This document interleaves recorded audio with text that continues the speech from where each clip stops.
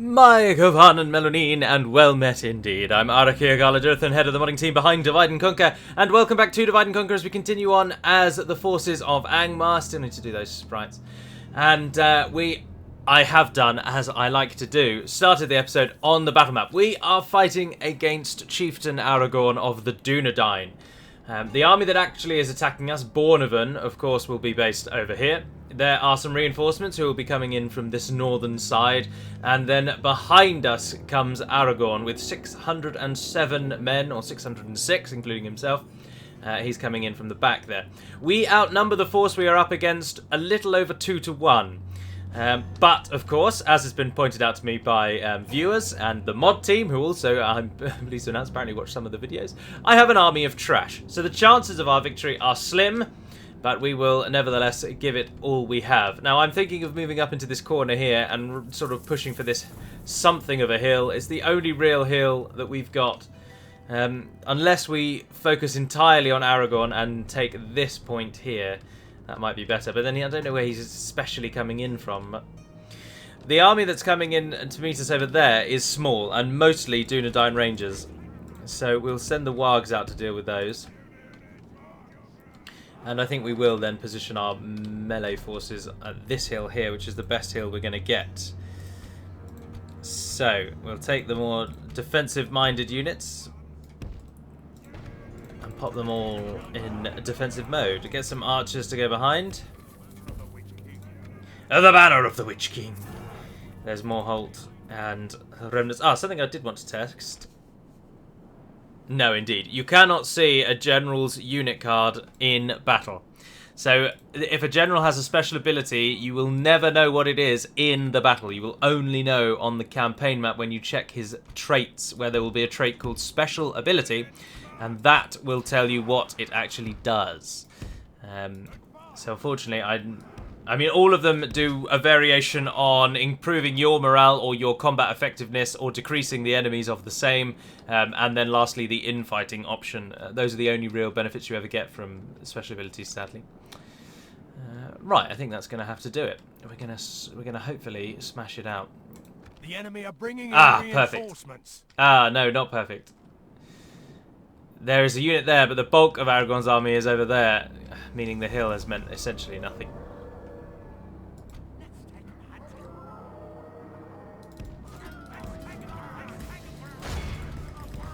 Spread out to the sides, try and negate the Dunedain fire. If we group that lot together, I try not to pause it, to be honest. I do feel that even with my pretty poor skill at the game, I still have a huge advantage over the AI, and it's worthwhile trying not to pause it to actually give the AI a chance.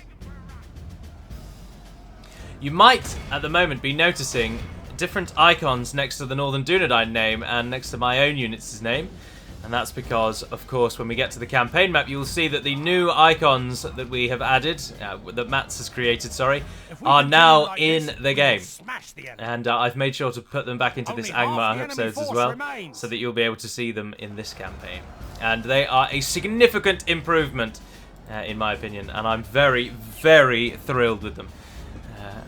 In fact, in regards modding, actually, as of this morning, I have completed everything on my to-do list.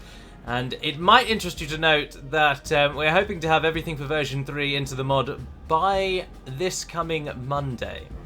Now, that is, of course, not giving away any clues as to when we will actually release version 3. But needless to say, we are getting down to it. The enemy general lies dead. There we are. That's the Dunedain quite succinctly taken care of. Right, now line up. We got more Dunedain to take out. If there's someone alive still in there, ignore them. Into positions, Wargs! Oh, they look so good on the white Wargs, don't they? And the thunderous roar as they pitter-patter back into position. I like it. You fellows. Alright, we need to flank ideally, though, where possible.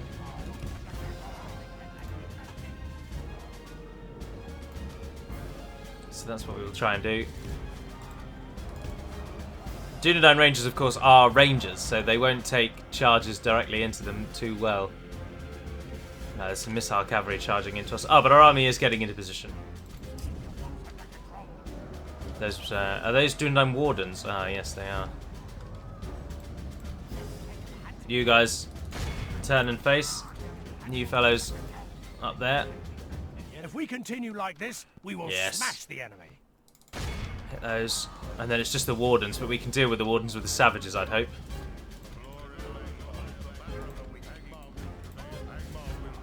Now you're in positions, feel free to do things. Ah, Moorholt, let's get you out and deal with those Wardens that are coming in. How are the Wargs doing? Oh, they've smashed it. Yeah.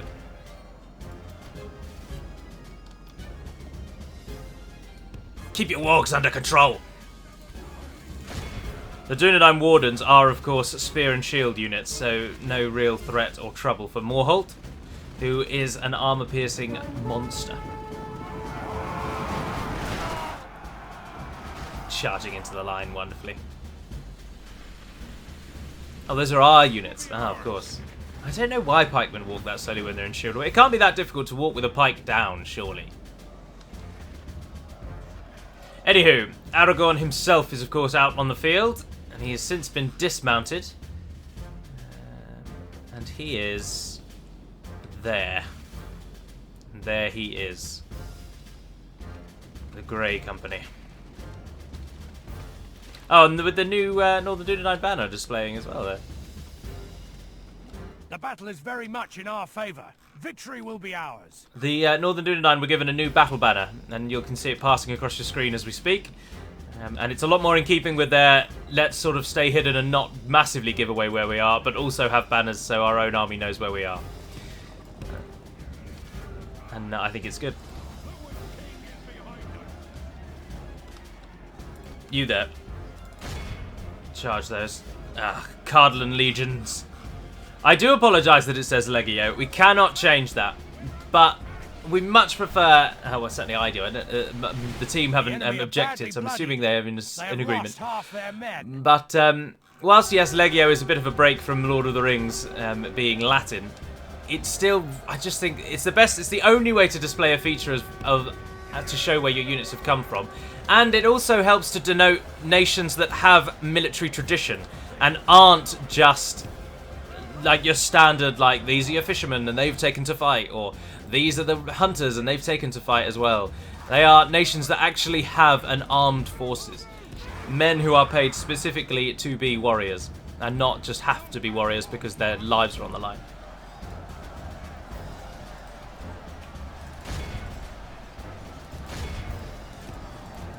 Using the Wargs as pure melee.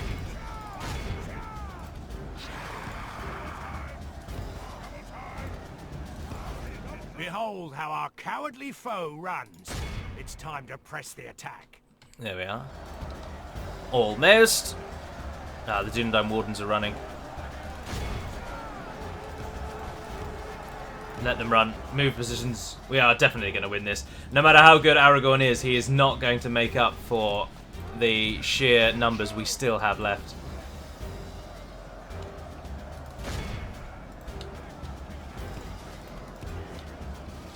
Get everyone into position for a flank. Once those Cardland Sentinels are down, we can send you out to deal with the ranges and things. If we continue like this, we will smash them. Only half the enemy force remains. Come down here and you can get Aragorn on the side there. We have lost quite a few Wargs, but Wargs are quite readily available, so I'm not overly concerned. Oh look, they had Boquendi with them. Javelins thudding into the ground around them as the Wargs make the final push. Oh, hello. With quite emphatic power and force, they charge into their foes. Chieftain Aragorn is not yet dead. There he is. The Barrow-wight swiping into the side. Lovely charge. He is to be killed by his own ancestors. Again, how poetic. Oh, Cardland Riders coming in. Angmar him. Target them. Fire at will! All I can think of is in the film with Gothmog looking terrified as the Rohirrim bear down into them. But only 2 men made it. 1 man made it through, and he lost all impetus. And the archers get their axes out and just start hacking away. Down they go. It really is over. Let's speed it up, as it is genuinely going to be over any second now. As soon as Aragorn dies, we really have got the upper hand against the Northern Dunedain. But you will be pleased to know, if you're hoping to play Angmar in version 3 and you want a little bit more of a challenge than you've seen here, we have made changes to Imladris, so that when you play as Angmar, they get the additional region of Camath Bryn in the turn 1 auto expansion. And Camath Bryn now has a large elven population, so they can train units in it straight away. Also, RK, it won't be in version 3, but in future, RK is going to add a gate to Imladris. This is a clear victory. Because apparently the AI, not apparently, it's tested and well documented, the AI really struggles to sally out if there is no gate. I know it's a really odd link, but with computers in general, sometimes when it does something and it's what you want it to do, you just go along with it and say, thanks for the ride. But, so we're going to add a gate to Imladris, and that should mean that the problem we've seen in my previous episode where Imladris only sent Elrond against me and then they waited the timer out, that will not happen. They will actually sally out. Of course, as well, we're trying to get the AI to know that they're better than us. Because if Elrond and his sons had sallied out when I first besieged the city, they would have massacred me. But for whatever reason, they thought they were worse than me. And I don't know how we can make that... I don't know what we can do to make that any better. Anyway, there we are. Definitely exterminate everyone. There's the new icon spooling across the top. Considerably higher quality, as you can see. They have been completely redrawn to be that size. So rather than being shrunk down, they have been created to be that size. And they obviously display so much better. You'll also note the Angmar symbol, which is on the bottom of the UI there, also has the updated icon. And as you will see in just a moment, I can show you the new diplomacy flags, which also then affect, as you have seen... Oh wow, the Minas Morgul has fallen. Oh yes, please. As you have seen, the smaller diplomacy banners are also used in the battle map, but there are the smaller Diplo banners. Now those have to be, that's about as big as they can go, and each one of those is 25 pixels by 36 pixels. Or they're actually 21, 21 by, it is 36. So they're never going to be amazing quality. There is no way to have them any real better than that, but I think they are just really very nice. Also, you'll note, of course, they're now different to these icons, so there's a nice little bit of variety. Some of them you might look at and not immediately know what you're looking at, but remember you can hover over them and it'll tell you what it is. But do note that for some very bizarre reason, even though I've set the coordinates to be exact, so they match the... So, obviously, as you can see, they're all uniform, they're all the same size, and they're all in line. For whatever reason, the area that actually counts as a clickable area is only only small sections of the icons can actually be clicked on, I'm afraid I do not know how to change that. So some of them you might have to move your mouse around to find out who it actually is, but it's nothing major, and it's just another one of those weird quirks of Med 2. But there we are. I think they look really good, and in keeping with the now other icons which have also been enhanced, I'm really pleased with the outcome, to be honest. I'm really very pleased. I really like these. I shan't lie to you. I know that they are simple, but they have to be, as I say, because if they are really, really detailed, like take the Rohan icon for example, that is an icon that you may have seen. I believe it was on their old icon before we changed them all. And it's supposed to be an elaborate kind of sun design, but when they are this small, of course, it just blurs into nothing, really. So they've got to be simple, otherwise they just totally lose their quality and sharpness. Of course, they've been boosted and edited to make them work as well as they can, but I think people will now struggle to find any major glaring faults with them. And I think they look really good. I'm very pleased. And I hope you enjoy them all as well. So, there we are. Fenestrunen is ours, to more to the point, and Aragorn is dead. Can you believe it? But what we do need to do is definitely start shoring up our defences. It will be an honor. Herbergil stands just outside with an army, and Ranger Captain Halbarad, the current factionaire, is also on his way. But if we can go and stand on that bridge, we've then got a nice solid defensive line. We are now making considerable sums of money, and Yes. I mean, whoever mentioned it is right. We need a tower there. I saw someone comment on it, and it did make me chuckle, and I fully agree. We also could do with Shadoon having more than one unit of up. Oh, it's because they can't actually train. Oh no, they can train Hillmen. So why are the Hillmen not free upkeep? They come from there. 2 free upkeep slots. Ah, there we are. Now we're finding a unit that doesn't have free upkeep. Let me write that down. Apologies. I knew that there was going to be an error somewhere. Hillmen don't have free upkeep. Hillmen, no upkeep. No free upkeep, sorry. So that's a very, very simple change. That'll be changed by version 3. So we don't want Hillmen as guards because they're not actually free. The only place they will then be free is forts, which makes everyone free, regardless of what or who they are. So we'll need to keep that in mind. But what we want to do now, again, is try and use our newfound wealth to focus on more wealth. We're going to make about 5,000. So is there somewhere else that can get mines that we don't have them in yet? Somewhere preferably near the back. Angsul, have you got mines? No, you don't get mines. No trouble. Khandum, you do also not get mines. Oh, that's interesting. But Litash does. Mines there. And the next set of mines are a significant increase, but we'd have to wait a couple of turns before we could even build that. I'm thinking of just ploughing land clearance throughout the realm, to be honest. Make sure everyone's got at least tier 1 land clearance. I think I will go for that. Oh no, I do like Mason's Halls though, but they don't give us any money. No, let's focus on money for a moment. So let's get these land clearances up. We should be able to build most of them within one turn. It's just good to have farms, isn't it? But we can also focus on getting a few more units. So, because we need troops shipped to the front line. Oh, look at that. Oh, I can get Orc fighters because of the Witch King's Hall. The only other Orc units that Angmar can get are the ones from the Brawler's Hall / Witch King's Hall. And there they are for you all to see. I think we should probably push deeper in, to be honest. But then Fornost is the next location. It's just we don't really want... If we could merge Drango and Skuld to... or Shuld, as someone suggested I should mention. Oh, but then Agandal's not doing out, is he, either? No, tell you what, let's just give it a turn for a moment to get these farms built and get mass farming up. Let's see what...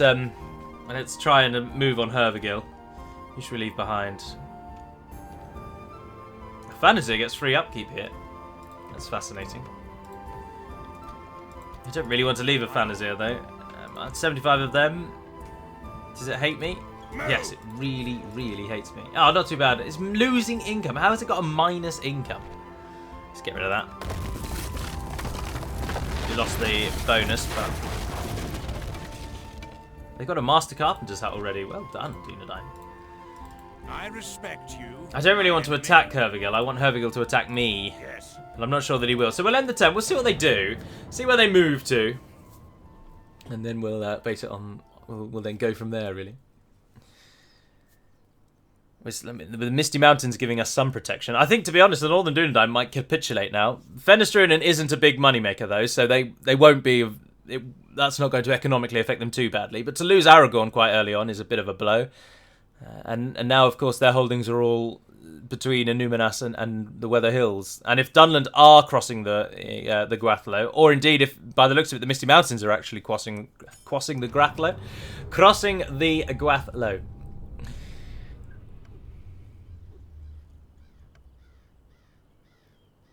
Oh, right. I didn't read the message before, but Khand sided with Mordor. And the Khan of Khand has died a couple of times. The Khan of Khand. Yes, my lord.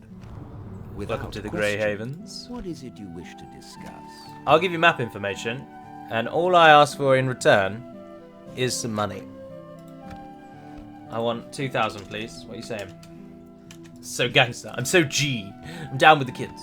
I must say, They don't want that. Not convinced. Good day to Alright, you. I'll come again next turn. Hold on. Hold to your thoughts. Ah, Halbarad Settle matters on and the field of Hisylon, Conqueror of Fornostarine, is also here with them, apparently. I'm pleased that we're allied to the Misty Mountains, because otherwise we'd be in right trouble. My lord. Right, you there. Head out to the Weather Hills, see what you can see. I shall continue to... How did our building go? Morvatarth, Nuchrachlor, Athelin, Gobadrine didn't, Angsul did, and Litash did. So we are only one away. Yes. Gobadrine will build on the next turn. So places that aren't building, what's your best option in terms of money? You get a grain exchange. Ah, you can get mines. 250, 4,500. That's just shy of 20 turns return, isn't it? But mines are mines. And that money is money that we get immediately, straight into our coffers. Ah, but even the Leather Tanner brings money, and that's only 70... And are you a castle? No. No, it's a town. We could do with you being a bit more military focused, though. Although you're close enough to our heartlands, and they train units, so it doesn't make any difference, really. But speaking of training units, should we go for some extra WAG capabilities? No, I'll tell you what. Can't build a Mason Saw because you're going to need it. Shadoon also build a Mason Saw because you're very large, and we don't get large cities, so you're as big as we can go. Excuse me, sorry. So then it's just Barkaleg. What do we want you to build? Tell you what, for the moment, go for the Leather Tanner. And we'll see where we are. In a turn, everything should train. Oh, hang on. Oh, no, they probably are free upkeep, but the foolish idiot that I am, I've not got the second tier of that Great Hall. Go in the fort. Right, another end turn, I think. Let's see what the Dunedain do. If they rise against us. Try and build a shrine over here. We do want to hold on to Fenestrinen. We don't want to lose it as soon as we've got it. It's a village though, isn't it? Or a town, but it starts the game as a village, so I think it will only be a town. It won't be anything more.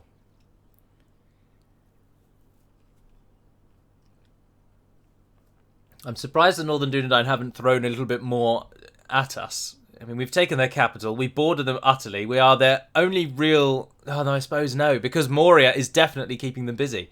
And that's taking all their focus. I wouldn't even know where to begin with that. Malsneichter is an incredible mouthful.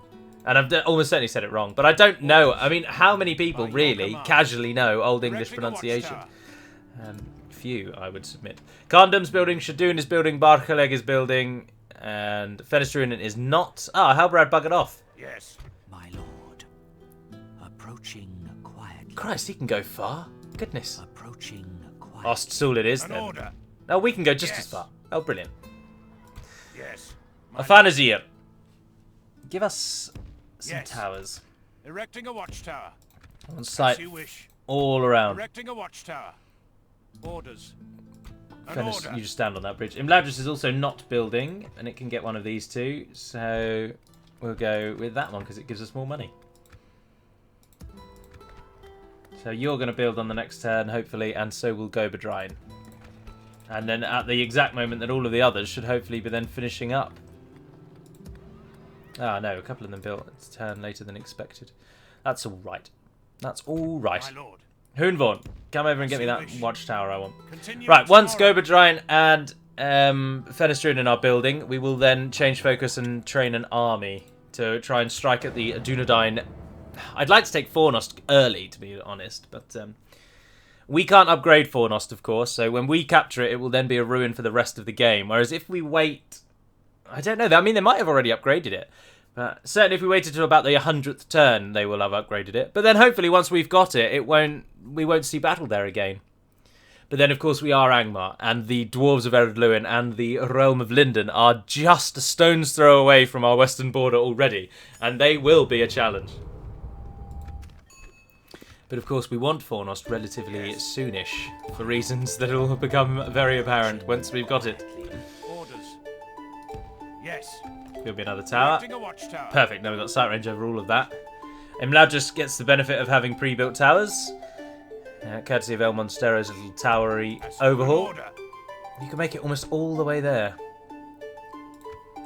We don't have a very good army for it, but go on. Finish them. Do remember that Ostsul is actually, whilst it is a village, it has the Amunsul battle map. So we don't really want to attack it. It's quite a difficult one to attack.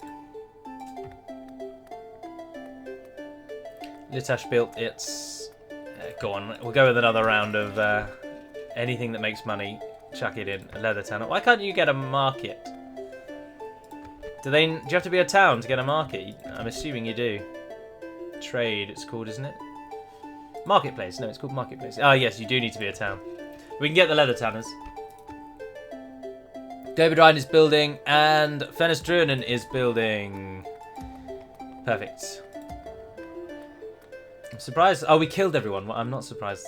Of course. They always like you when there's no one there. And then, of course, we're knocking on the door of Bree, and we don't know who they're fighting. And this time, I'm not going to toggle Fog of War under the guise of seeing how everyone is doing, because this is also a version 3 test. Whilst that is true, I really don't want to have advanced knowledge of what's happening around me, because I will definitely cheese that and use it to my advantage, and I don't want to do that. We will queue up units now as well, and get them trained as soon as possible. We need you relatively near the front, so if you all kind of go to there, we'll take some units from Shadoon as well. Litash, what have you got? Ah, not too much. It's not really worth it. That's just trash, isn't it? I think I would like Barkaleg to have at least some representation, though. And particularly, I'd rather they were men of Ruadar first. 3,250. Gods above, did I make that expensive? Very, very expensive. And it's only a camp as well. It doesn't even, not the kind of thing that would even be expensive. Making camp here. Yes. I would like normal garrisons for all of those, though, actually. So, Shadoon, if you also train us some conscripts, and this lot can go with you, to be honest, once we get the units out to the front. So you guys are going to go to Athelin and be the garrison of Athelin. Shadoon, you're going to train a couple of them. And Litash, you're going to train a couple of them for your own garrison, and you guys are going to go to Knockfor-Claw. March to exhaustion, continuing later. Yeah, we've got it all set there. End the turn. Our victory conditions, of course, as Angmar, are to just basically kill all the free people in Eriador. So Imladris, Northern Dunedain, and Bree. We don't actually have to worry about Ered Luin or Linden. So we don't actually have to take those. But of course, we also have a conquest requirement, and we will probably have to attack Ered Luin and Linden in order to achieve that.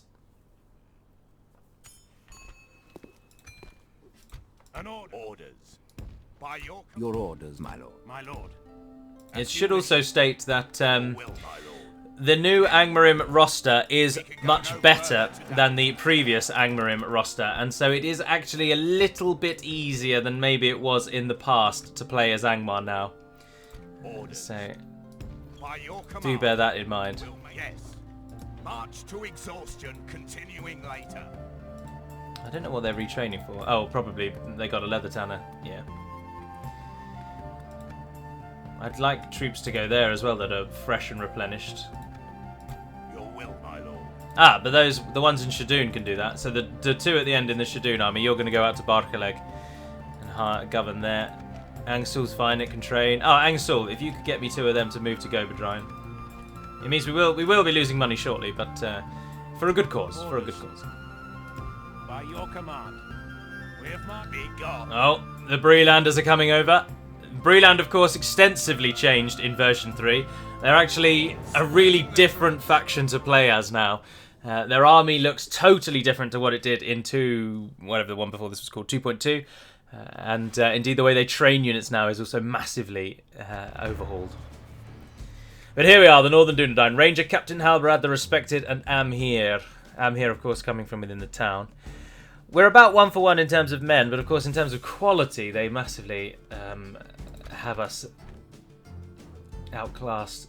But they've not got too many archers. Only 1 unit of Cardland Sentinels. They've got a couple of Dunedain cavalry units, and Halbarad has got 3 cavalry units.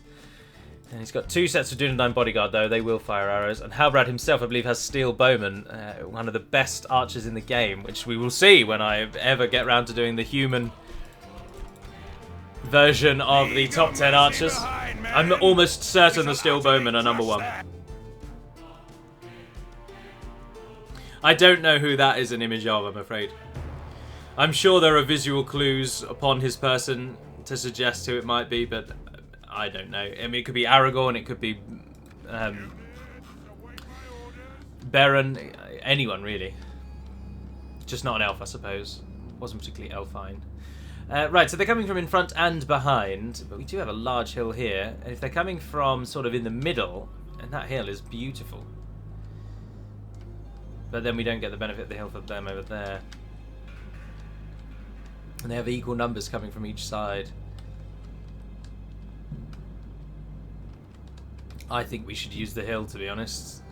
But then they'll have a little bit of a hill. But then they've got quite a long way to come.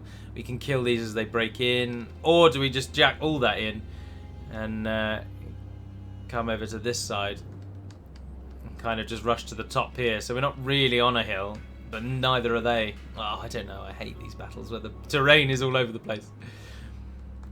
The problem with also fighting them by the edge is that you can't necessarily do flanking as easily because they've got one side completely protected. But it would mean we'd be able to focus entirely on them as their reinforcements hurry up over here to get to us. Yeah, go on. Right, form a line. We're going to move you over in a second. Archers behind. Morholt and the Savages out on the flank. And the Wargs just go at the back for now. The enemy have brought up more men. Bugger.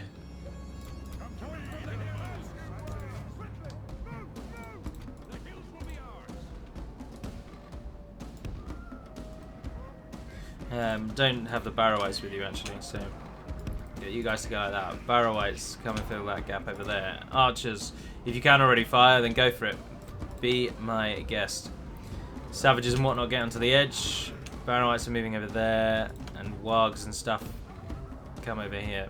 Oh, you're in that horrible formation where I can't change you. Move there. And the pikes are going to, unfortunately, it's a little bit of a cheat, but I'm going to just put them right in front of those cavalry and say, welcome to the battlefield.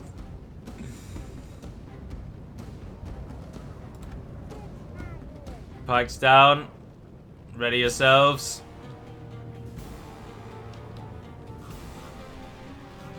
Our archers raining down on them. Here they come.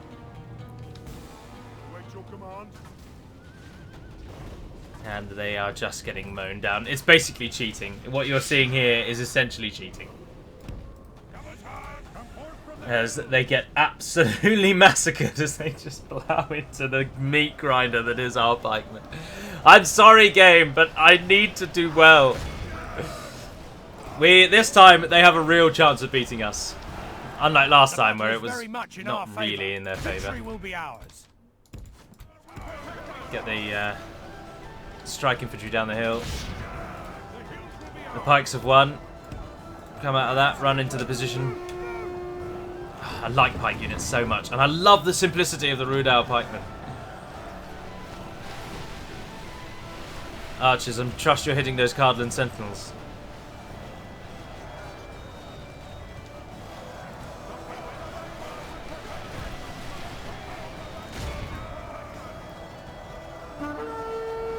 There we are. More hots involved.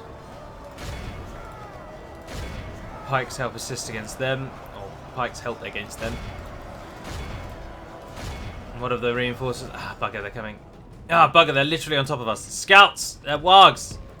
Change focus. Archers, come out of the trees.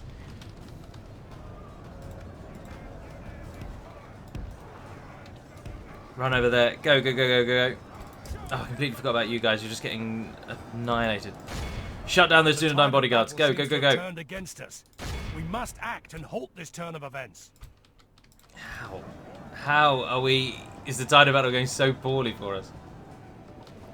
What are you all looking at there? Dunedain scouts, right. And there's 3 bodyguards in there. I think we just charge into them, you know. you're not going to do too well. They are quite good infantry units. But even just the initial charge will get you some bonus points.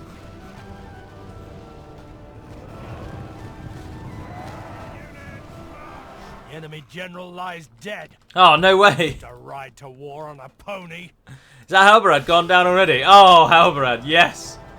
Right, come and assist your brothers there and charge into those steel bowmen. Sorry, you men. Feel free to return fire again. They've got the Dunedain bodyguards tied up. Oh, the Sentinel shadows don't like the sprite shadows aren't very good, are they? Oh, they have an Arthedain bodyguard. Trying to hit our pikemen. Oh, they're absolutely murdering our units, even though they're fighting uphill. Come on, those are bandits, for Christ's sake! I don't think we're going to win this.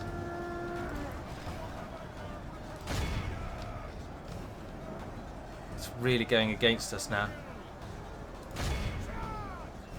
We've got a lot of archers, though. Oh, they're under attack. The scouts charged them. Our wargs I've also just let our wargs die as well, which is foolish.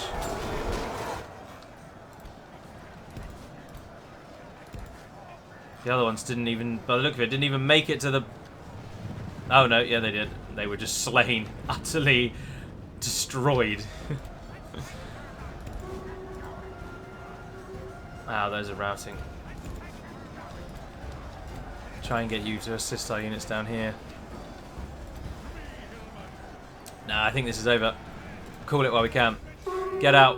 Oh, don't go the other way. Oh, Morholt, you moron. Seems almost certain. Oh, Morholt, get out. Get out. Get out. Oh, no, I tell you what. Easiest way. He might not die if we do it that way. A stinging defeat today. Hopefully he just survived then. By cheating him, just basically teleporting him to the edge of the map. It frustrates me so much that certain units, like there doesn't seem any rhyme or reason to it. Certain units just randomly decide to leave by the furthest possible side of the map. And other units go out the nearest side of the map. It's like, who makes that decision? What file in the game is directing a unit to say, you know what, I'm going to run the gambit of passing their entire army and running across the entire map to get out? What is the sense in that? Bloody frustrating. Hopefully Morholt survived, though. I've already seen far too many comments suggesting, am I even actually playing this campaign at the moment, because I've not killed a general yet. They will pay for that. Yes, but this implies we fear them. At least we'll get a load of money now, because our garrison, our largest army has just died. But if we can get a Fanazir and Morholt back to Fenestruin and Toot Sweet, and try and ship troops down here quickish. Hopefully Moria might pick up some of the slack. They boarded Ostsul there in Tir Thuin. So hopefully they'll chuck troops at it. But then they're fighting against the Vale as well, aren't they? So yes. As you command, my lord. Get me a tower right there. Oh, you can't do it there. There, I'll have to do it. A watchtower. Get you guys back. As you wish. No, we didn't take Bari Donyonak. They weren't happy about that. But we did get a leather tanner in Litash. And Imladris built us its grain exchange. Imladris get mines, actually. Oh, it's already got a mining network. Thank you, elves. Goodness. Perfect little boost.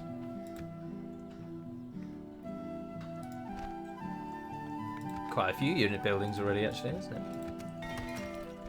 What to do with our newfound wealth? That's the question. An armory. Definitely get me an armory over here. So our shadow spreads.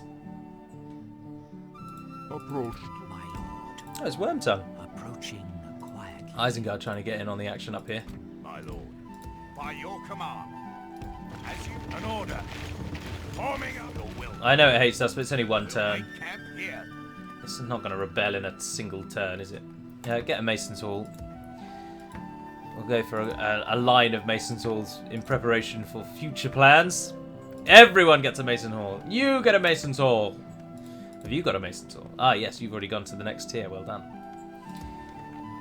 You haven't. Leather Tanner, then a Mason's Hall.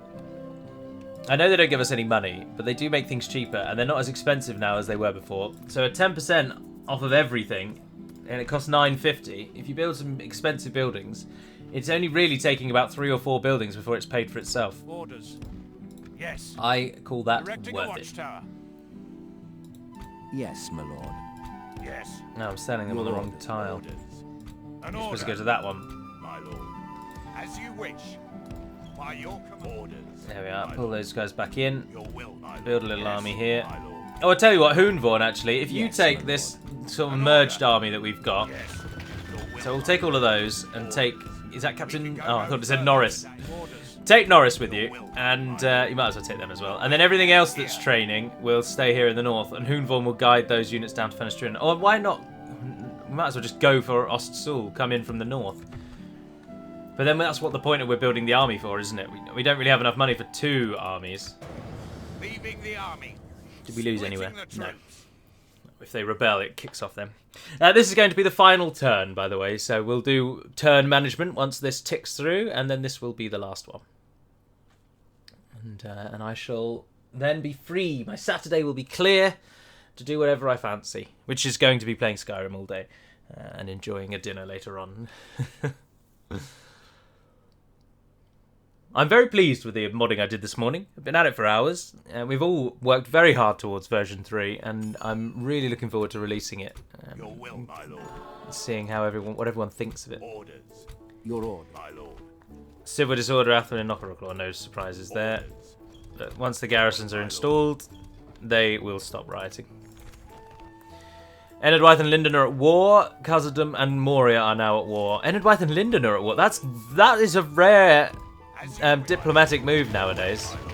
My lord. Hoonvorn, go and sit in there and just be free My lord. for a while. Orders. Yes. Khazad-dûm shipping its troops south. Might as well send the Hillmen as well, what the hell. Shadoon. Yeah, chuck in those, another unit, why not? I'm tempted with the Orc Hunters, but they're quite expensive. Goodness. 505, that's a lot of money. And you can retrain those. The retraining, if it's for armor, you can retrain at any point and it will work. And speaking of that retraining bug, we are actually going to, post version 3, remove all experience bonuses from all An order. from every building that provides them. So no longer will retraining actually be a thing. We're going to replace it entirely because we are all just fed up with that bug, and 1 extra experience point is just not worth it. So we are actually just going to remove it. So get ready for that. But anyway, for now then, that's going to end this one. So I do hope you've enjoyed these 4 Angmar episodes. The next video I hope to do will be the final developer diary for version 3, showing you all the changes that have gone in to the latest version. All the final changes that have gone in. And then that's about it. We'll carry on with Angmar and Gundabad for another week or so. And then, of course, we'll see where we are.